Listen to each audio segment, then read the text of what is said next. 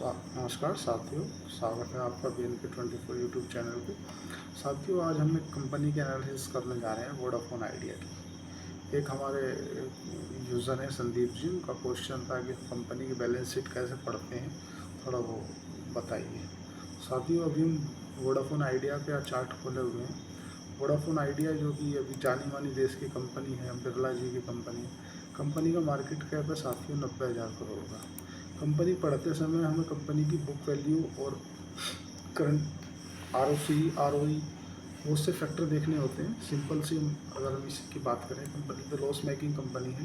Company का जो book value है नेगेटिव है साथियों। इसका मतलब ये हुआ कि अगर ये कंपनी आज बिक जाती है तो आपको 13 रुपये तो देने ही है, इसके अलग 20 रुपये घर से देंगे। तो इसका मतलब वो बुक वैल्यू। ROE मतलब जो कमा रहे हैं उसमें भी घर से जा रहा है। साथ ही अब हम बात करते हैं इसका फ्री कैश फ्लो। 44,000 करोड़ इसके पास में पैसा है, जिसके अगेंस्ट में इसके पास में 2,43,000 रुपये का डेट है, मतलब उधारी है। और रिजर्व साथ, अगर रिजर्व की बात करें, जो पैसा हम अपने पास रखते हैं, तो रिजर्व इसके पास में लगभग 1,54,000 करोड़ रुपये नेगेटिव में है। अब यहाँ पे आते हैं साहब, ये वाला जो कॉलम होता है ये कंपनी की पॉजिटिविटी दर्शाता है, ये जो कॉलम होता है ये कंपनी की नेगेटिविटी दर्शाता है। जैसे इसमें बता रहे हैं कि कंपनी लॉइज रिकवर रेशियो, मतलब वो तो हमने ऊपर डिस्कस कर लिया। Promoter holding decrease last quarter 11%, मतलब प्रमोटर ने 11% अपना हिस्सा बेचा है। The company has been decrease poor sales growth, मतलब अपनी सेल्स भी नहीं कर पा रही है। अगर हम इसके पीयर कंपटीटर की बात करें तो इसका पीयर कंपटीटर है, जो आप जानते हो, भारतीय एयरटेल है और वोडाफोन। ये सब तो अभी इसके डायरेक्ट कंपटीटर नहीं है। साथ ही अब हम बात करते हैं बैलेंस शीट की। तो ये होती है सेल्स। ये बढ़ता रहना किसी भी कंपनी का बहुत ज़्यादा ज़रूरी होता है, और इसके अगेंस्ट में इसमें मार्जिन में रहना चाहिए। उसके बाद ये ज़्यादा नहीं होना चाहिए। ये क्या होता है, इंटरेस्ट कॉस्ट, मतलब जो लोन आपने उठा रखा है उस पर जो आप कर्जा दे रहे हो वो होता है इंटरेस्ट कॉस्ट। जैसे सपोज करो हमने 10,000 रुपये किसी से 5% पे लिए, तो हमें हर महीने के 5,000 देने हैं, तो हर क्वार्टर के हमें 15,000 रुपये देने हैं। तो ये इंटरेस्ट कॉस्ट सभी बढ़ी हुई नहीं होनी चाहिए। अब नीचे आते हैं कंपनी का नेट प्रॉफिट। ये देखिए साथियों, कभी ये कंपनी प्रॉफिट में रही नहीं। तो किसी भी कंपनी की बैलेंस शीट पढ़ने के लिए साथियों हमें कंपनी का एक तो टॉप लाइन देखना पड़ता है, मतलब सेल्स को हम टॉप लाइन बोलते हैं, और नेट प्रॉफिट को हम बॉटम लाइन बोलते हैं। ये जार्गन होते हैं जो समझने की भाषा है। देखिए साथियों, 2013 में वोडाफोन आइडिया के 22,000 करोड़ की सेल करती थी, मतलब इसके पास में जो यूज़र थे। फिर 26,000, 31,000, 35,000, 37,000, 44,000। उसके बाद से इसके घट गए 41,000, 38,000। फिर से 2023 में 42,43,000, 44,000 यूज़र हो गई, लेकिन इसका ARPU बहुत कम है, एवरेज रेवेन्यू पर यूज़र। अब हम आते हैं यहाँ पे इसका थोड़ा ऑपरेटिंग प्रॉफिट। ठीक है, ये तो सब रहेगा ही, क्योंकि अभी बीच में यहाँ मार्जिन बढ़ा दिए थे ना उन्होंने, रेट बढ़ा दिए थे। अब हम यहाँ आते हैं, ये क्या है साथियों, इंटरेस्ट। काय का इंटरेस्ट है, ये इंटरेस्ट है उसका जो इन्होंने लोन ले रखा है। तो एक समय पे कंपनी प्रॉफिटेबल होती थी 2017 में। 2017 में ये कंपनी प्रॉफिटेबल होती थी। आज वर्तमान में जब से जियो आया तब से कंपनी की कमर टूट गई। कमर क्या टूट गई, आप स्वयं देख लीजिए। आज की स्थिति में कंपनी, यहाँ पे देख लीजिए साथियों, शायद आपको नहीं दिख रहा है, जस्ट 1 मिनट, अब शायद दिख रहा होगा। कंपनी जो इंटरेस्ट कॉस्ट है, जस्ट मैं थोड़ा सा इसको एडजस्ट कर देता हूँ। हाँ, यहाँ ठीक है। कंपनी की जो इंटरेस्ट कॉस्ट है, इंटरेस्ट कॉस्ट मतलब जो पैसा आपने उठा रखा है, इंटरेस्ट कॉस्ट कंपनी 24,000 करोड़ दे रही है साथियों, पूरा करोड़ में फिगर है। 25,000 करोड़ की इंटरेस्ट दे रही है मतलब, और कमा कितनी रही है, 17,000 करोड़। मतलब आपने 17,000 करोड़ रुपए कमाए और 25,000 करोड़ आपने ब्याज दिया, ब्याज ना कि मूलधन।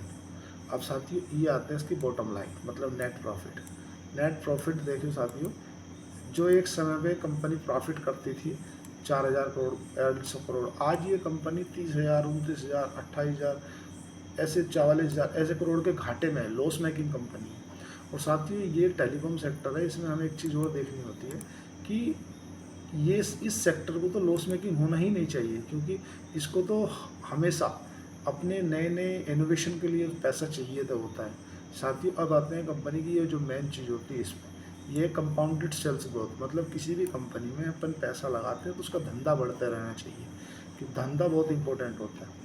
धंधा बढ़ रहा है नहीं बढ़ रहा है, कंपाउंडेड प्रॉफिट ग्रोथ, प्रॉफिट बढ़ रहा है नहीं बढ़ रहा है, कंपाउंडेड सेल्स प्राइस, केवल स्टॉक का सेल्स प्राइस बढ़ रहा है, बस स्टॉक का प्राइस बढ़ रहा है और कुछ नहीं बढ़ रहा।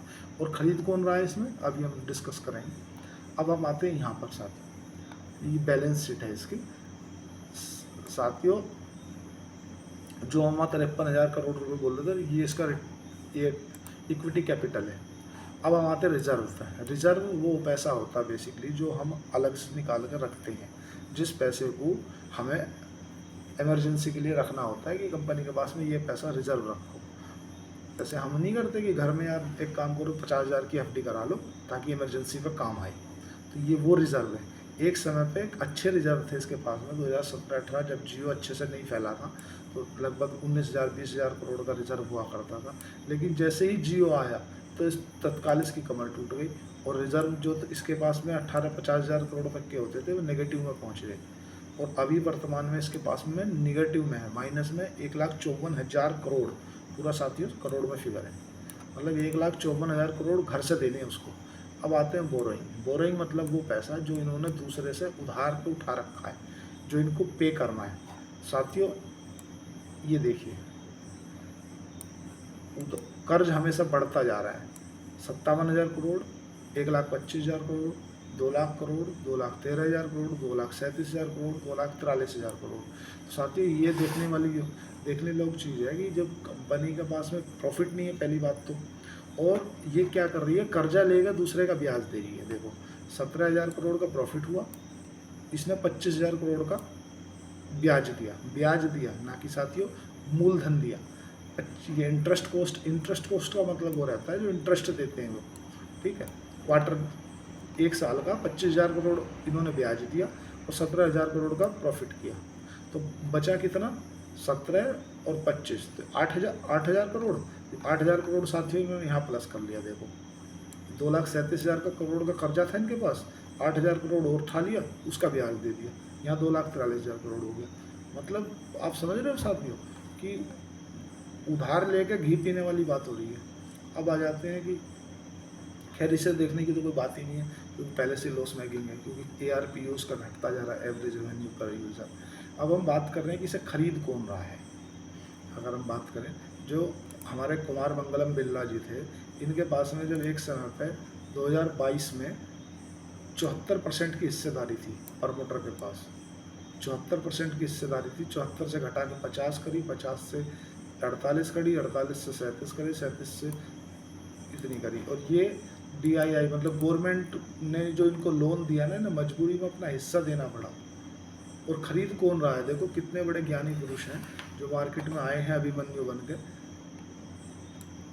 कौन है, पब्लिक के पास में जो हिस्सेदारी थी वो बढ़ती जा रही है, क्योंकि वो ज्ञानी है। वो क्या है कि साथियों किसी भी शेयर का रेट से डिफाइन नहीं होता कि वो शेयर सस्ता या महंगा है, उसके बिजनेस मॉडल को देखो, उसका क्या बिजनेस है, क्या वो करती है, प्रॉफिटेबल है कि नहीं है। अभी 2G लग रहा है, अब 2G के बाद 3G आएगा, 3G के बाद 4G आएगा, 4G के बाद 5G आएगा, तो उसके लिए उसे नई नई इनोवेशन करने के लिए पैसा चाहिए। वो पैसा कहाँ से है भाई, पैसा अरेंज करने के लिए पहले ही गरीबी में आटा गीला हो रहा है। एक किलो आटा था, उसमें 2 किलो पानी गिर गया। अब उन्हें अलग से 4 आदमी आकर बैठ के बोले चलाओ हमारे लिए खाना बनाओ, अब वो है ही नहीं उनके पास, तो कैसे सब बताइए ना। और दूसरा, एक इसी की जगह पे हम दूसरी कंपनी का एनालिसिस करते हैं, चलो ताकि आपको समझने में आसानी रहे। हम भारतीय एयरटेल का एनालिसिस करते हैं। साथियों भारतीय एयरटेल, जिसे हम एयरटेल का सिम बोलते हैं, कितने 10 लाख करोड़ की मार्केट कैप है। वोडाफोन कितने का मार्केट कैप है, वोडाफोन का 90,000 करोड़। और भारतीय एयरटेल का कितना है, 10 लाख करोड़, मतलब 9,78,000, मतलब 10 गुना। किसी व्यक्ति के पास 100 रुपये हैं और किसी व्यक्ति के पास में 1,000 रुपये हैं। तो पहली बात तो ये हो गई। दूसरी बात, यहाँ तो कुछ है ही नहीं, ख़त्म पिक्चर में। भारतीय एयरटेल के पास में 1 लाख करोड़ रुपए का रिजर्व है। कितने का? 1 लाख करोड़ का रिजर्व है। और 80,000 करोड़ रुपए का ये रिजर्व अलग पड़ा है। फ्री कैश फ्लो, ये फ्री कैश फ्लो वो होता है जो मतलब इनके पास में अलग ही पड़ा है बिल्कुल। अब ये समझो साथियों, बिल्कुल सिंपल वे में समझाने की कोशिश कर रहा हूँ मैं साथियों आपको। देखो, ROCE और ROE का मतलब है रिटर्न ऑन इक्विटी, और ROCE का मतलब है रिटर्न ऑन कैपिटल इम्प्लॉयड। अगर हम सपोज करो 1 लाख रुपए लगा रहे हैं, है ना, 1 लाख रुपए पे कंपनी बोल रही है कि हम आपको 15,000 रुपये अगले साल देंगे। ROCE का मतलब, ROE का मतलब ये है। और ये क्या कह रही है? भाई साहब अपने से तो कोई उम्मीद मत करना, ठीक है। ROCE का मतलब होता है रिटर्न ऑन कैपिटल एम्प्लॉयड, मतलब जो इस कंपनी में पैसा लगा रखा है उस कैपिटल पे कितना रिटर्न जनरेट कर पा रही है कंपनी, उसका मतलब होता है ROCE। ठीक है साथियों। अब आते हैं अपन यहाँ, चार्ट पैटर्न दिख रहा है, ये मैं एयरटेल की बात कर रहा हूँ, ये मैं वोडाफोन आइडिया की बात कर रहा हूँ साथियों। दोनों के चार्ट पैटर्न में कुछ नज़र आ रहा है? ठीक है, चलो हम आगे चलते हैं, कोई बात नहीं। अगर हमने वहाँ पढ़ा था तो यहाँ भी तो पढ़ेंगे ना। ये बैलेंस शीट है साथियों, ये समझना आप। सेल्स, मैं क्या बोल रहा था, किसी भी कंपनी को पढ़ने के लिए उसका धंधा बढ़ना बहुत ज़रूरी है। 2013 में जो एयरटेल के पास में 76,000 करोड़ का धंधा करती थी, 85,000, 96,000, 95,000, 82,000, जियो के आने से इसके भी यूज़रों को फ़र्क पड़ा था। देखो 82,000 से 80,000 हो गए थे, लेकिन फिर भी ये सर्वाइव कर गई। 87,000, 1 लाख करोड़, 1100 करोड़, 1,39,000 करोड़, 1,50,000 करोड़, 1,51,000। तो ऐसे सस्टेनेबल तरीके से बढ़ रहा है, कोई बात नहीं। अब यहाँ आइए साथियों, क्या इंटरेस्ट कॉस्ट, जो पैसा इन्होंने 5G लगाने के लिए, 4G लगाने के लिए जो लिया था, ये 1 साल में, ये TTM का मतलब होता है साथियों ट्रेलिंग 12 मंथ, जो 12 महीने का ट्रेलिंग 12 मंथ का TTM का मतलब होता है 22,000 करोड़ रुपये का इन्हें ब्याज देना 1 साल का। लेकिन साथियों इनका प्रॉफिट कितने का? 78,000 करोड़ का। अगर 78,000 करोड़ में से 22,000 करोड़ दे भी देंगे तो भी इनको कोई फर्क नहीं पड़ता। ठीक है साथियों। अब नीचे आइए जरा, यहाँ देखिए,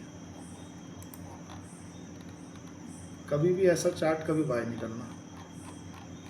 कंपनी के बिजनेस मॉडल समझो। देखो, किसी भी शेयर को खरीदना बेचना वो सेकेंडरी है, पहला है उस कंपनी का बिजनेस मॉडल समझना। ये एयरटेल है और ये वोडाफोन आइडिया है, सब माने मेजर डिफरेंस आपको नज़र आ रहा होगा। अब आते हैं साथियों यहाँ पर,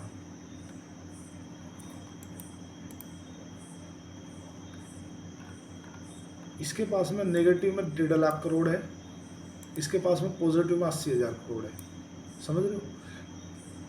और इसके पास में 2 लाख करोड़ का कर्जा है, इसके पास में 2.5 लाख करोड़ का कर्जा है।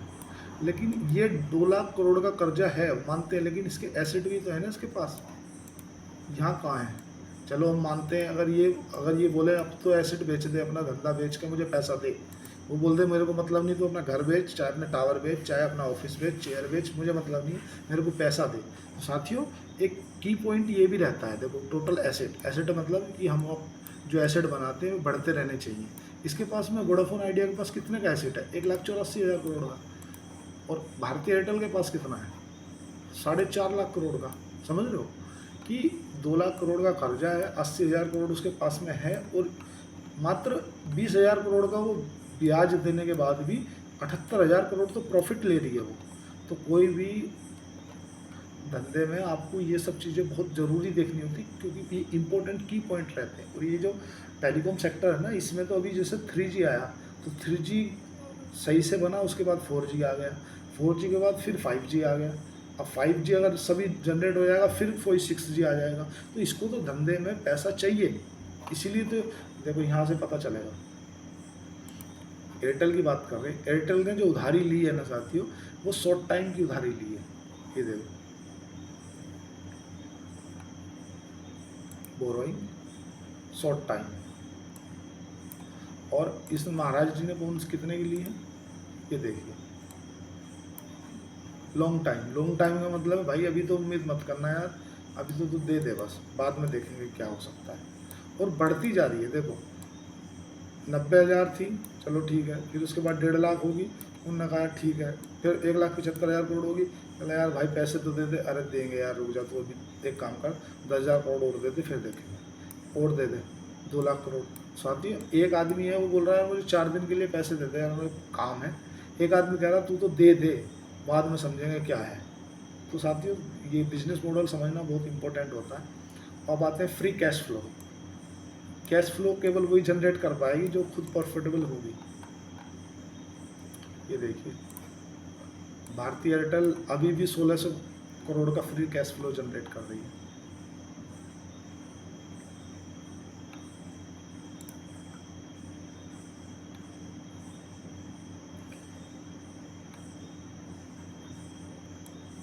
देखो जो डीआई होते हैं ना साथियों, डोमेस्टिक इंस्टीट्यूशनल वायर, और जो एफआईआई होते हैं फॉरेन इंस्टीट्यूशनल वायर, देखो आप यहाँ देखो वोडाफोन आइडिया में,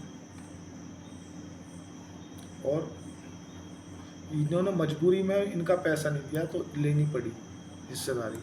और एयरटेल में देखो आप, एयरटेल में जब एक बार एफआईआई के पास में 15% हिस्सा था, उनने बढ़ाकर 24% कर लिया। एफआईआई मतलब फॉरेन इंस्टीट्यूशनल बायर, कौन कौन है जरा देख लेते हैं। गवर्नमेंट ऑफ सिंगापुर है, गूगल है, Google government of global fund है ना, ये तो गवर्नमेंट का कोई हिस्सा है जिसमें डीआईआई कौन है, डोमेस्टिक इंस्टीट्यूशनल बायर देख लेते हैं।